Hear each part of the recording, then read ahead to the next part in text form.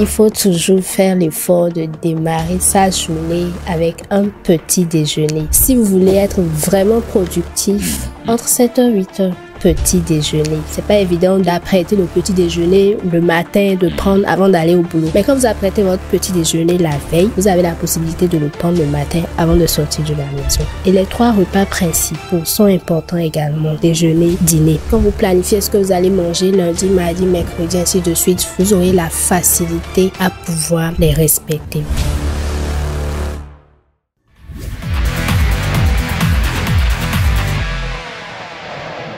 On parle aujourd'hui des bons comportements alimentaires pour rester productif, pour faire la différence dans son quotidien professionnel. Rebecca Sabouran, bonsoir, bienvenue. Bonsoir Marcel, bonsoir le plateau, bonsoir chers amis téléspectateurs. La pleine forme.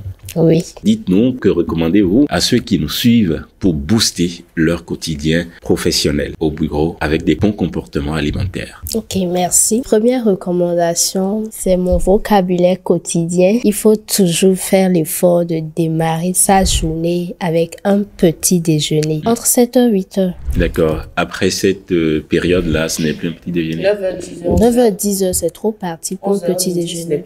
Non, ce n'est plus petit déjeuner. Donc, il faut toujours faire l'effort de démarrer sa journée avec un petit déjeuner si vous voulez être vraiment productif tout au long de la journée. On peut apprendre à manger à 7h. Oui, mais on peut se rééduquer. Bien sûr, Voilà. je suis d'accord. Un petit déjeuner, et c'est bien d'apprêter ces petits déjeuners la veille. Parce que si vous devez être au boulot à une heure donnée, c'est pas évident. Ça devient stressant. Oui, c'est pas évident d'apprêter le petit déjeuner le matin, de prendre avant d'aller au boulot. Mais quand vous apprêtez votre petit déjeuner la veille, vous avez la possibilité de le prendre le matin avant de sortir de la maison. Ce que moi j'ai l'habitude de faire pour que cela me revienne très simple, quand je cuisine le soir, le dîner, je cuisine le petit déjeuner dedans en même temps.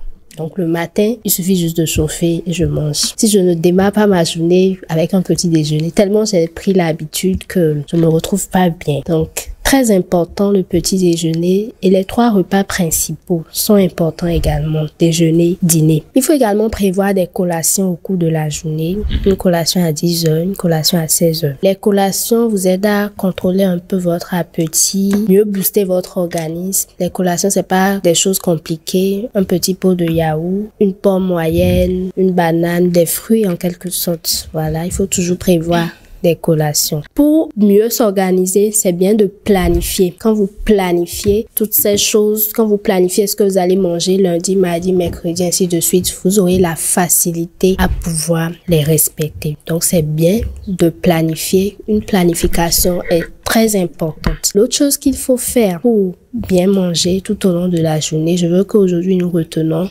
la règle des 2 P. Ça veut dire? Voilà, ça veut dire travailler sur les proportions et les portions qui se retrouvent. Proportion et portions. D'accord. Dans notre assiette. Voilà. La proportion. Proportion, c'est-à-dire quand je prends une assiette, La quantité. il faut tout au moins avoir une assiette équilibrée. Ok. Donc, pour avoir une assiette équilibrée, il faut même portion de féculents, pour même portion de légumes, pour même portion d'aliments protéinés, donc poisson, viande et autres. Ça, c'est la proportion. Okay. Maintenant, quand on parle de portion, là... Pour réunir l'ensemble. Non, plutôt la quantité qui me convient. Qui me convient parce que je peux prendre... Oui, pour l'ensemble, non?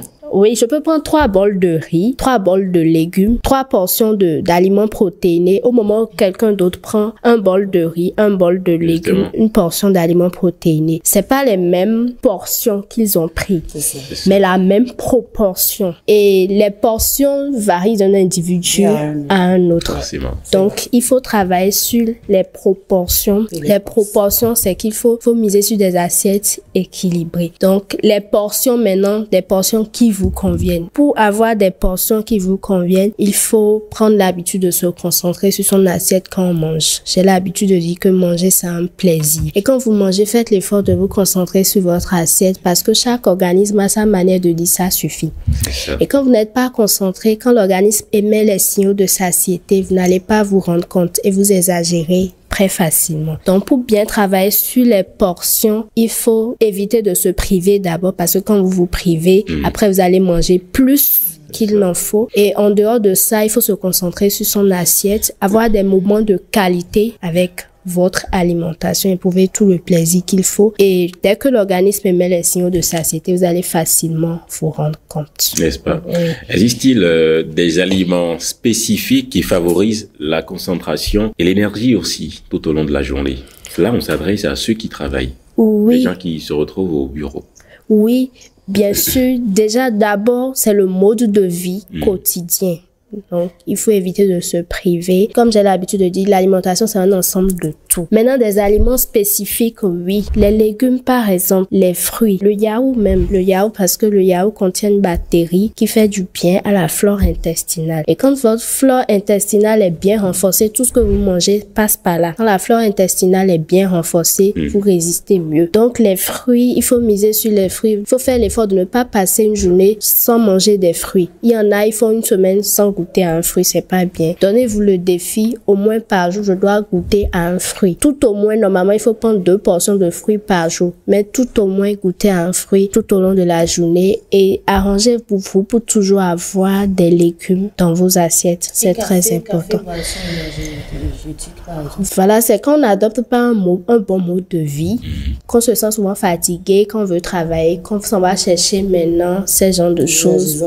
Voilà, pour se booster. Mais quand vous avez un bon mode de vie, vous allez à peine penser au café et autres. Parler de portions. Et je voudrais savoir si il faut forcément écouter son corps ou bien son l'organisme pour les portions. Est-ce qu'on ne va pas exagérer? Oui. C'est-à-dire que est-ce qu'il ne faut pas limiter les portions aussi? En fait, c'est un cercle vicieux. C'est un cercle vicieux. Vous allez forcer l'organisme à accepter ce que vous lui donnez, c'est ça? Pour les régimes, on dit il ne faut pas les portions dont on parle. Oui, mais là, carrément. Est-ce que je dois forcément écouter mon organisme? Voilà, si j'ai besoin de 3 bols, par exemple, est-ce que je ne peux pas plutôt me contenter d'un seul bol? Oui, mais là, c'est ce que j'ai dit. Vous forcez l'organisme à prendre ce que vous lui donnez, c'est ça? Oui. Et dans ce cas, c'est bien d'écouter son organisme. C'est pour ça que j'ai l'habitude de dire qu'il faut éviter de se priver. Parce que quand vous vous privez, là où un bol va vous rassasier, c'est plutôt 2 bols qui vont vous rassasier. Et en ce moment-là, vous devez écouter votre organisme et lui donner les 2 bols. Oui, c'est vrai qu'il y aura des conséquences, forcément. C'est pour ça que c'est bien d'adopter un bon mode de vie. Quand vous adoptez un bon mode de vie, vous ne vous privez pas. Vous avez l'obligation d'écouter votre corps. Mais si je comprends, quand on se prive, c'est-à-dire, on a beaucoup parlé des jeûnes intermittents ici, ou quand on saute le petit déjeuner, etc. Donc, on compense après, on paye en quelque sorte, c'est ça? Oui, parce on paye. On prend 2 finalement. Okay. Mais elle dit qu'il y aura des conséquences, même quand c'est comme ça. Mais c'est difficile d'apprendre. Moi, par exemple, je n'ai pas pris l'habitude de prendre petit déjeuner. J'ai du mal avec ça. On peut apprendre. En semaine. Toujours à midi. Toujours à midi. En semaine, au boulot, au travail, quels sont vos conseils pour mieux organiser ces repas malgré un emploi du temps chargé? C'est ça la question. Malgré un emploi du temps chargé, je pense qu'il faut dégager un jour de la semaine, ne serait-ce qu'un après-midi ou une matinée, pour planifier ces repas de la semaine, faire les ravitaillements et après. Aujourd'hui, nous avons beaucoup de facilité. C'est-à-dire que, bon, aujourd'hui, j'ai dit, je peux prendre mon temps pour planifier ma semaine prochaine en termes d'alimentation. Faire des ravitaillements, apprêter oui, apprêter repas. les choses. Et aujourd'hui, nous avons beaucoup de facilité. Nous avons des moulinesses, des machines pour découper, mixer et tout. Et vous pouvez conserver au congélateur ou bien vous pouvez conserver dans des bocaux comme vous voyez à l'écran là. Faire la pasteurisation. Quand vous organisez comme ça, je vous assure, quand vous rentrez le soir, c'est plus facile. Et quand vous avez un bon mode de vie, vous mangez régulièrement dans la journée, vous serez moins fatigué les soirs. Voilà qui conclut bien cette partie. Une conclusion partielle. On va y revenir. On va revenir sur ce sujet. On a beaucoup d'autres choses. Est-ce serait là des conseils à donner à ceux qui, quand ils mangent le matin, dès qu'ils mangent le matin, ils ont envie de dormir? Ça dépend de ce que vous mangez. Moi, j'avais ce problème-là. Mais quand j'ai travaillé sur la composition de mes assiettes, je mangeais beaucoup de légumes ne font pas. Donc, quand vous prenez un repas hyper calorique le matin, bien huileux. Mais la bouillie, c'est ça, bouillie, pâté, oui, non, pas sans pâté même. La bouillie même, oui, mais vous ajoutez du sucre, donc c'est calorique. Voilà.